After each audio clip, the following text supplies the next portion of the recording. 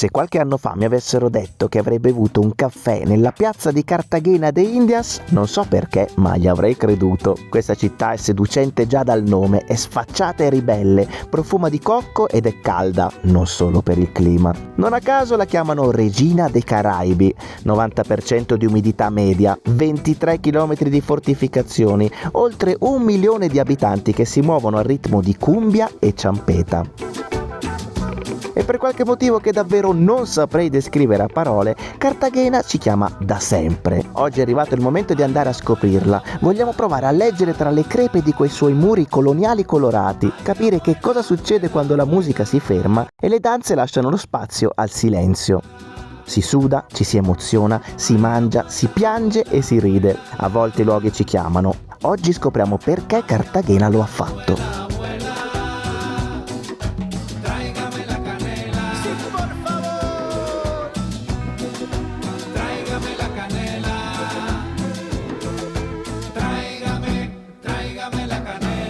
Buongiorno ragazzi, cambio di scenario stamattina. Ieri ci siamo spostati da Palomino a Santa Marta, la città più grande che c'è in questa zona dei Caraibi, perché dobbiamo prendere un autobus oggi. Quindi ieri abbiamo fatto questo trasferimento, siamo in questo hotel super carino che ha addirittura una palestrina sul tetto con tanto di amache. Abbiamo appena finito di fare colazione, Paolo è giù in camera che sta finendo di chiudere lo zaino e tra poco partiamo.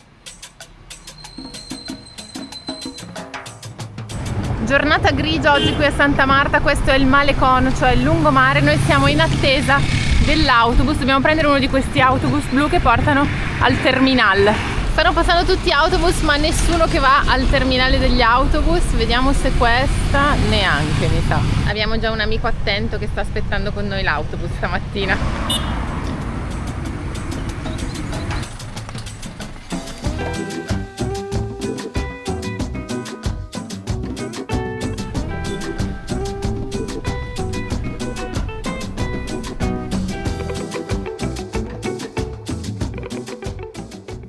Ci hanno abbordato appena siamo scesi dall'autobus e ci stanno portando all'officina.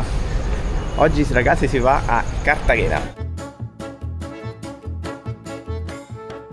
La tratta Santa Marta Cartagena è molto costosa. Se si va online può costare fino a 76.000. Ci sono promozioni, scontistiche online, ma poi anche venendo qui in stazione, parlando un po', diciamo cercando un pochino di contrattare, si riesce ad arrivare a un prezzo un po' migliore. Questo è l'autobus che prendiamo oggi, non è diciamo premium come al solito, però ci è costato 50.000, che comunque non è poco per 4 ore di viaggio, però questo è il massimo credo che si possa ottenere venendo qui in stazione. Però dai, la manopola del cambio non ha prezzo.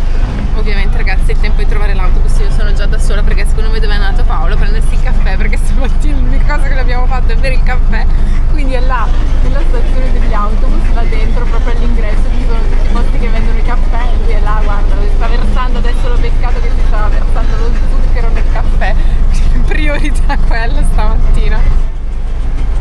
Eccolo, tornato, vincitore. Cosa hai preso da mangiare? Sacro Graal, empanaditas. Comunque ragazzi prima sembrava che stessimo facendo chissà che cosa, un po' losca, perché prima ci hanno accompagnato al posto dove vendevano proprio i biglietti col nome della compagnia. Ci hanno preso dalla strada poi. Sì, subito diretti. Poi gli abbiamo detto, ci fa vedere che costava 70.000, gli abbiamo detto 70.000 è tantissimo, lui fa va bene vi faccio 60, e noi abbiamo detto ma guarda che online si trova anche a 50 o meno, va bene venite con me, così proprio ci ha portato da un altro signore che si è messo a scrivere subito il biglietto e gli abbiamo detto sì ma quanto ci fai pagare? 50, abbiamo detto ultimo prezzo, quindi è andata così. Colpo al cuore quando ho messo sto 100.000 ragazzi, sono 22 euro, non è poco. Non è poco. Come sta andando con la media? E insomma 23, ma perché in questi giorni siamo stati abbastanza fermi, quindi l'abbiamo un po' abbassata, ma i trasporti incidono pesantemente. Siamo su 12 euro a testa al giorno al momento.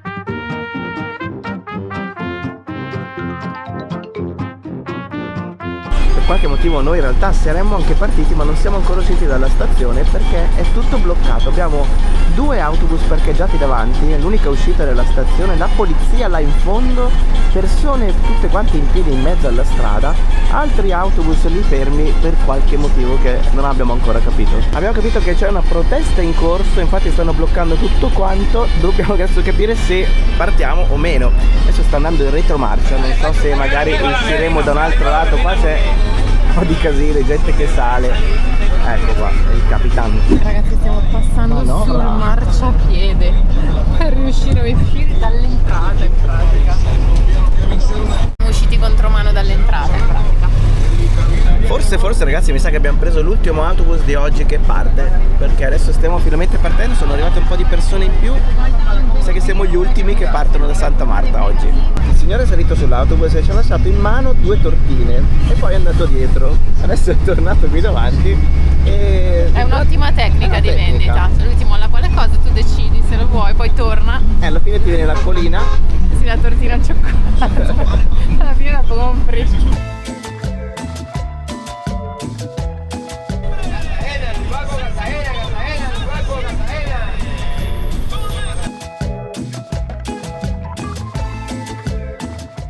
E dopo 6 ore e mezza, mamma mia ragazzi, siamo arrivati! Nuovo autobus per arrivare in centro, adesso la signora non abbiamo capito se è la bigliettaia, ma tutti pagano lei per salire. La signora mi ha chiamato mi amor.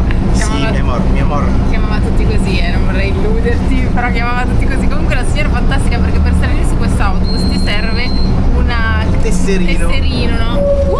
Però ovviamente quasi nessuno ce l'ha perché se tu sei appena arrivato in città non è che il tesserino, quindi lei cosa fa? Tu paghi lei e lei passa il suo tesserino. Mi sa che ha una piccola fee di 300 circa. Sì, perché c'è scritto 3007 dappertutto.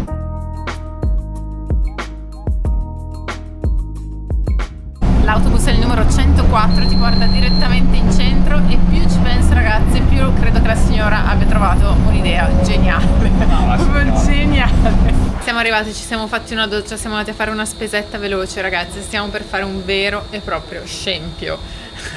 Credo perderemo la cittadinanza, ufficialmente la cittadinanza italiana. Ma come sei esagerata. Allora, i colori potrebbero anche starci, abbiamo del pomodoro e qui stiamo schiacciando dell'avocado, ecco, una specie di guacamole e tutto questo finirà sulla pasta.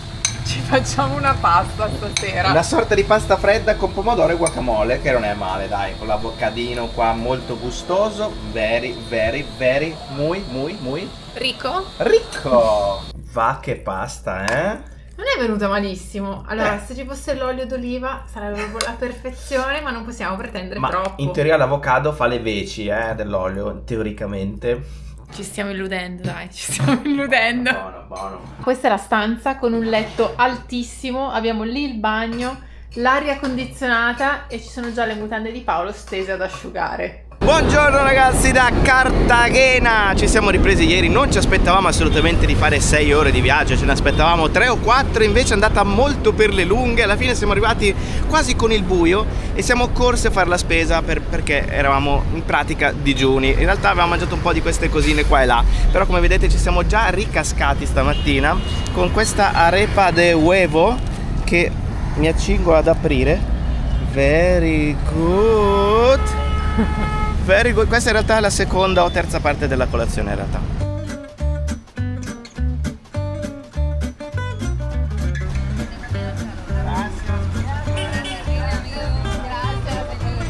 Cinque minuti ragazzi, il tempo tra un caffè e l'altro di Paolo stamattina è stato 5 minuti. Però questi sono i caffetti migliori, quelli delle 6 euro per strada.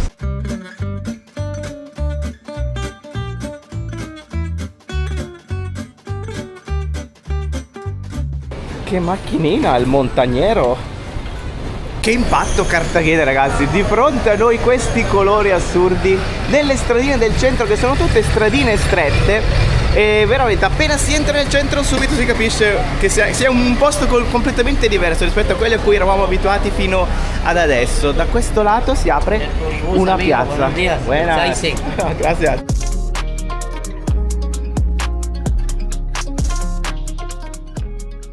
quando si dice fare le mura belle spesse, eccola qua ragazzi, Pota. queste sono le mura che proteggono la città di Come Cartagena. una volta, Esatto. quelle belle così. Un bel po' di tempo Non fa. passa il caldo, non passa il freddo, sono quelle.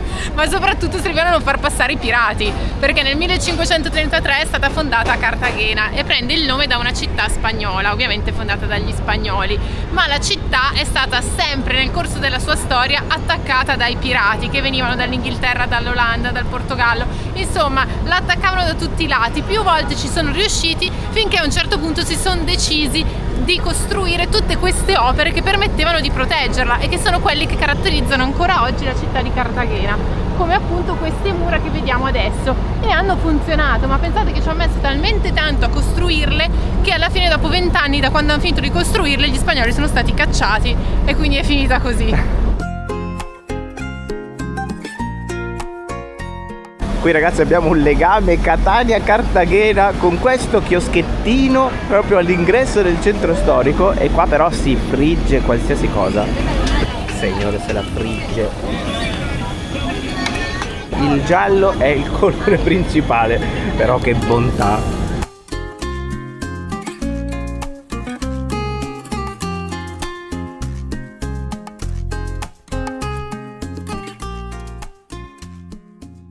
Questa è la statua di Pedro de Heredia, che è colui che ha fondato la città Cartagena de Indias, e quando l'ha fondata però non è che qui non c'era nessuno, anzi qui viveva una popolazione che erano i Calamari, e pensate che gli spagnoli nei loro scritti li definirono come dei feroci combattenti che combattevano proprio fino all'ultimo, al pari sia uomini che donne.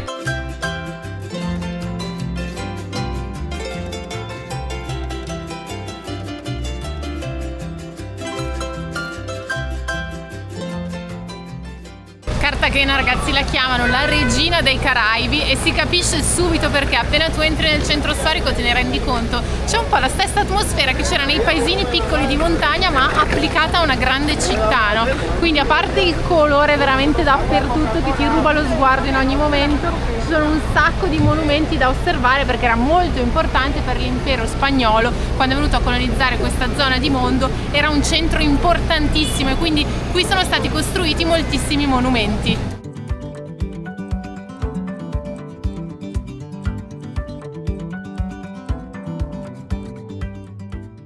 Questa scena è particolare ragazzi, questa macchinetta rosa da un lato e dall'altro tutti questi dipinti di fronte proprio alla cattedrale.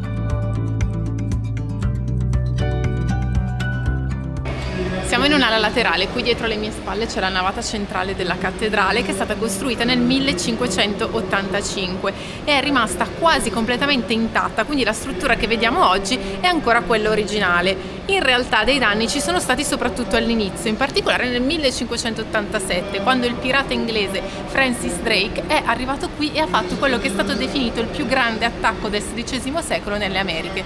Lui è arrivato qui con 3.000 soldati e ha occupato la città. Voleva dei soldi, tanti soldi, che gli spagnoli non erano disposti a dargli, quindi come prima cosa ha dato fuoco a circa metà della città, e la seconda cosa che ha fatto è minacciato di distruggere la cattedrale, che in quel momento era l'edificio più importante di tutta Cartagena. Per minacciare questa cosa, la prima cosa che ha fatto è sparare un colpo di cannone che ha messo a dura prova la struttura della cattedrale stessa.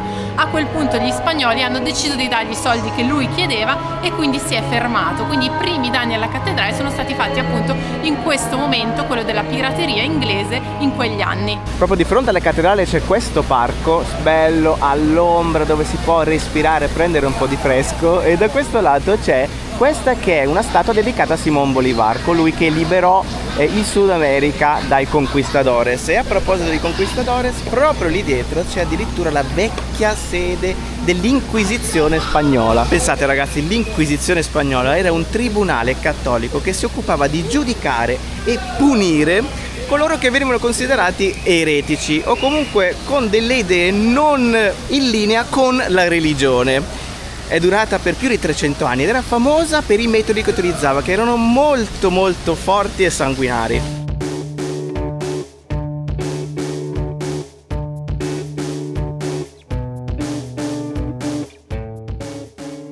Sotto sotto questi portici ci sono tutte le foto delle signorite, perché anche qua in Colombia c'è la versione colombiana di Miss Italia e quindi queste sono tutte coloro che hanno vinto i vari premi negli anni e c'è anche quella del 2025. Questo è il paradiso per Angela, il portal del Los Dulces, con tutte le signore che qua vendono i dolci del luogo. Ci sono anche le meringhe, Angela, ho visto. Sì, ho visto, ma guarda questi fatti tutti col cocco, che belli che sono. Sì, sono le bolitas de coco.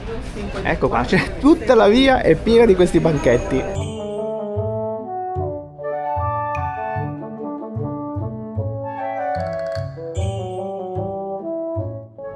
Stiamo prendendo un po' di bibite fredde nel centro sempre di Cartagena e la cosa impressionante comunque in Colombia è che ovunque tu vada, in qualsiasi città, quando vai dentro il supermercato, questo è uno dei nostri supermercati preferiti, si chiama Ara, tutte le persone si mettono sempre in fila ordinatissima, adesso è un bel po' lunga, però sono anche abbastanza veloci, diciamo, le cassiere, comunque un ordine pazzesco.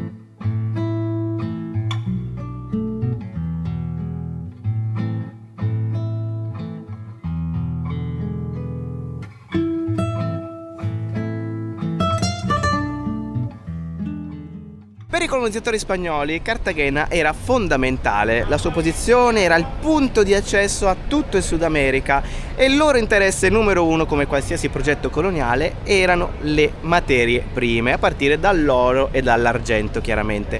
Ma per lavorare, per diciamo ottenere e trasportare queste materie prime c'era bisogno di manodopera e quindi qua si è scritta una delle pagine più terribili della storia dell'uomo. Cartagena infatti era uno dei pochissimi porti in tutte le Americhe dove avveniva l'importazione della manodopera, l'importazione degli schiavi direttamente dall'Africa occidentale, dove venivano comprati oppure rapiti direttamente. Quindi c'era questo commercio e questo rapimento di esseri umani che poi sbarcavano proprio qui al porto di Cartagena.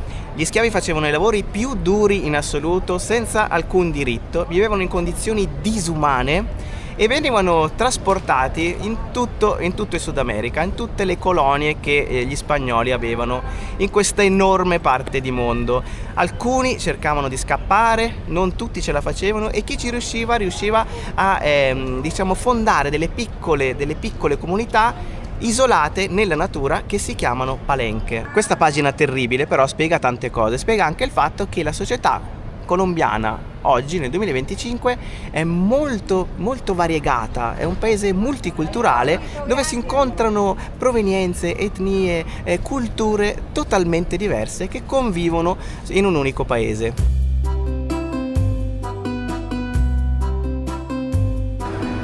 E proprio da Palenque deriva la parola palenqueras, che ragazzi sono le signore, che sono il simbolo proprio di Cartagena. Sì, sono queste signore che sono vestite praticamente con i colori della bandiera colombiana, quindi giallo, blu e rosso, e le vedi perché portano in testa dei cesti. Questa era una caratteristica, no? Vendevano appunto frutta tropicale e la portavano nelle ceste sopra la testa. Oggi sono un po' un simbolo non solo della città, ma anche di quel periodo storico, o meglio della rinascita dopo quel periodo storico e del fatto che c'è sempre bisogno di continuare quel processo di integrazione affinché tutti possano godere degli stessi diritti anche in un paese così variegato come la Colombia. Sì, perché tutta la varietà e multiculturalità che vediamo noi oggi in Colombia, che caratterizza proprio questo paese, dipende da quel periodo storico e quindi ancora oggi nella cultura, nella cucina, in moltissimi aspetti della vita colombiana ci sono influenze che vengono proprio dall'Africa.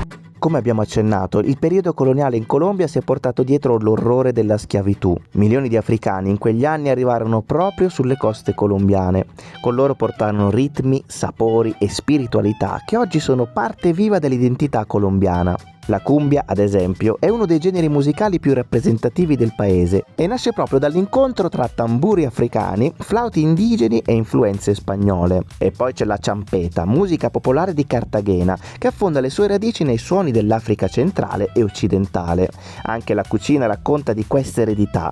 Piatti come l'arroz con coco, riso con il cocco che stiamo per mangiarci, o le arepas de huevo che abbiamo assaggiato prima, sono evoluzioni di ricette africane adattate con ingredienti ingredienti locali come il platano, la yucca e il mais. E nelle feste tradizionali come quelle di San Basilio de Palenque, il primo villaggio libero delle Americhe, la cultura africana si celebra con danze, canti, medicina tradizionale e spiritualità. La Colombia è un mosaico di identità e l'Africa è una delle sue radici più profonde.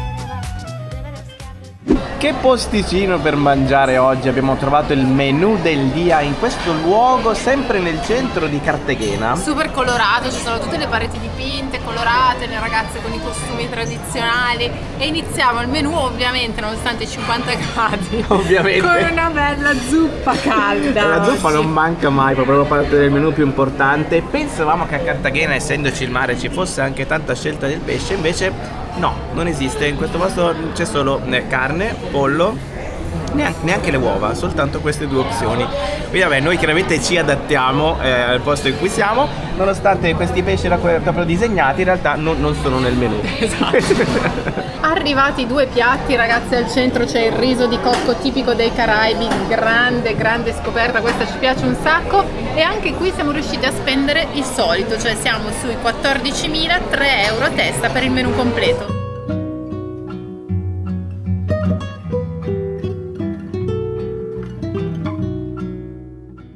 Cartagena è considerata come la città più cara di tutta la Colombia, anche perché è un polo turistico molto importante, quindi tantissime persone vengono qui a visitare la città. La parte più cara della città chiaramente è il centro storico, cioè tutta la parte all'interno delle mura. Infatti noi abbiamo deciso di trovare un posto per dormire leggermente fuori dal centro e ci è costato, diciamo, la metà o meno rispetto ai prezzi che ci sono qua nella parte più storica.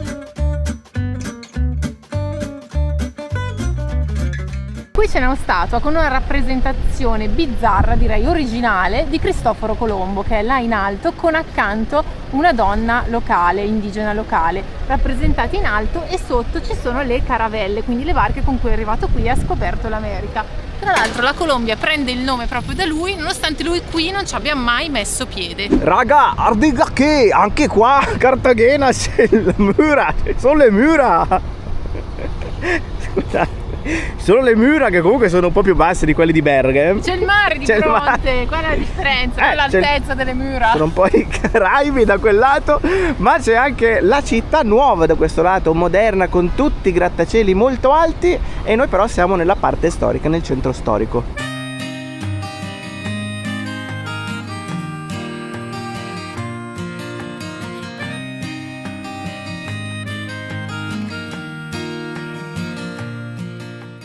Piccolo consiglio che vale non solo per chi è bergamasco o appassionato di mura, ma per tutti: se venite a Cartagena fatevi un giro sulle mura, perché da questo lato, cioè quello che affaccia sul mare, si può passeggiare su buona parte delle mura. È perfetto per la vista, perché c'è la vista sul mare e anche il tramonto, perché il sole tramonta qui la sera, quindi perfetto venire qua la sera, prendersi una cervesita. Ci sono tutti i locali da quel lato. Ci sono sullo sfondo i grattacieli, che sono proprio quelli della città nuova, quindi si vede il contrasto tra i palazzi altissimi e invece quelli più bassi del centro storico. Qui vediamo tutte le facciate delle case e si esprime proprio al massimo l'architettura coloniale con questi colori e queste balconate bianche.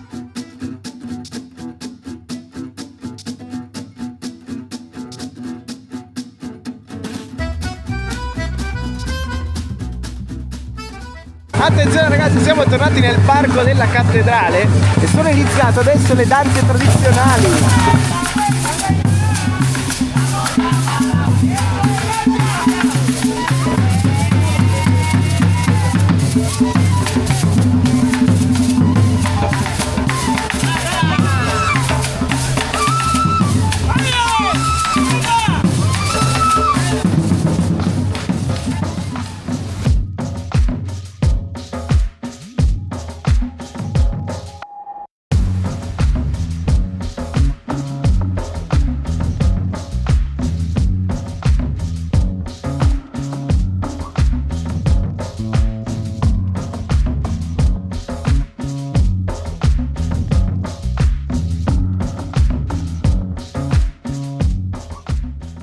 A 2 passi dalle mura, sotto questo bellissimo e enorme alberello che rinfresca tutti quanti, ci sono tutti questi banchetti. Questi banchetti sono tutti quanti ristoranti di ceviche. Ceviche che è pesce crudo marinato nel limone e poi con qualche spezia aggiunta. Allora ragazzi, ad altissimo rischio chiaramente il pesce crudo, bisogna sapere bene dove andare, quando andare, se andare. Noi l'abbiamo provato solo una volta il ceviche ed è stato in Messico e quella volta è andato tutto bene. Però ecco, se volete assaggiare a vostro rischio e pericolo, qua ci sono un sacco di ristorantini.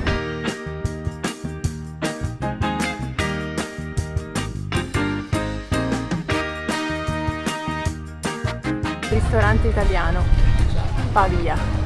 Va che casino che si crea in questa zona della città. Qua siamo fuori dalle mura e questo è un altro quartiere che si chiama Getsemani. È un luogo tutto di street art, super colorato. Tante persone vengono proprio qua a viversi la città. È tipo un po' un quartiere bohemien come quello che abbiamo trovato a Bogotà. E quindi adesso ci facciamo un giretto qua attorno. Questa è Piazza della Trinidad e questa è una chiesa, come spesso accade. Angela si ricorda il nome forse? Della chiesa assolutamente no. Non se lo ricordo. Mi cogli impreparata, però questo quartiere ha una storia molto interessante perché in origine era un po' il quartiere del popolo, anche degli schiavi liberati, degli operai che vivevano in questa zona e adesso sta vivendo una seconda vita proprio perché è diventato un centro di aggregazione dove ci si trova soprattutto nel tardo pomeriggio per bersi qualcosa, ascoltare un po' di musica.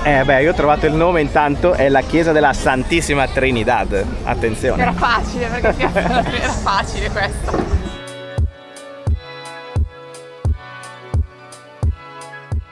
In questa parte della piazza c'è la musica, il signore con il coco e poi qua ci sono i banchetti che fanno gli hamburger con tutta la carnazza lì, tutta guarda qua quanta roba che c'è, e questi sono i paninazzi, la miseria. Qui invece abbiamo i soliti fritos che me gustan mucho.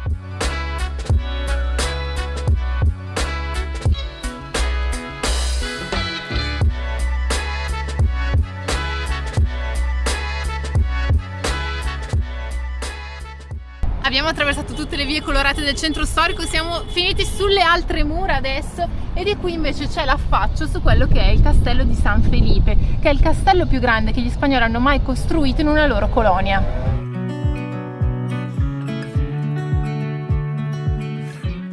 Attenzione ragazzi, siamo appena tornati nel nostro quartiere, qua sta arrivando qualcosa sicuramente. È un po' il fiatone perché comunque siamo fatti l'ultimo pezzo che è un chilometrino dal centro, bello camminando di brutto.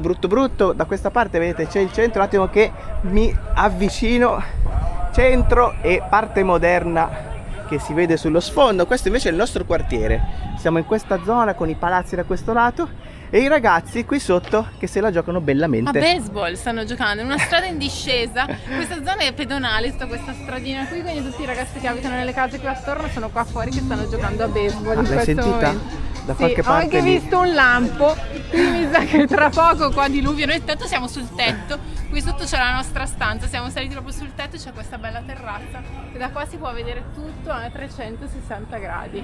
Nel vostro viaggio in Colombia ragazzi non dimenticatevi di Cartagena perché ne vale veramente la pena, il centro storico è proprio una perla imperdibile, tutto attorno invece ragazzi è bella trugna, ve lo dico che è bella trugna perché poi comunque è vera Colombia, anche più verace. Bella verace.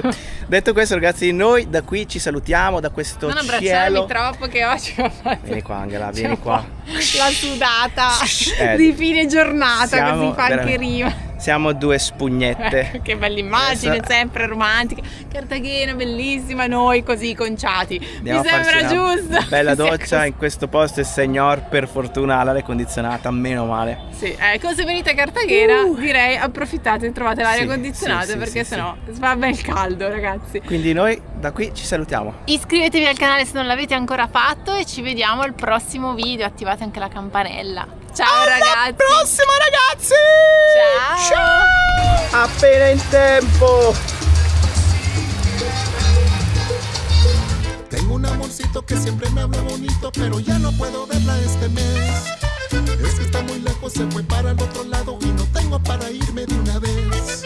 No sé el domicilio ni el nombre del estado y se me hace muy difícil en inglés.